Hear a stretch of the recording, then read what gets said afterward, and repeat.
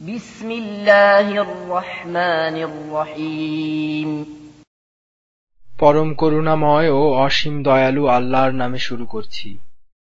কুল ইয়া আইয়ুহাল কাফিরুন, বলুন হে কাফির কুল, লা আ'বুদু মা তা'বুদুন, আমি ইবাদত করি না তোমরা যার ইবাদত করো।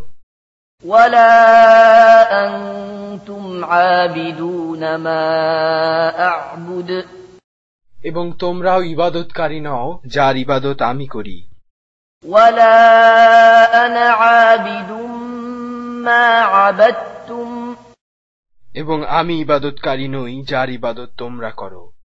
ওয়ালা আনতুম আবিদুনা মা আ'বুদ, তোমরা ইবাদতকারী নও যার ইবাদত আমি করি।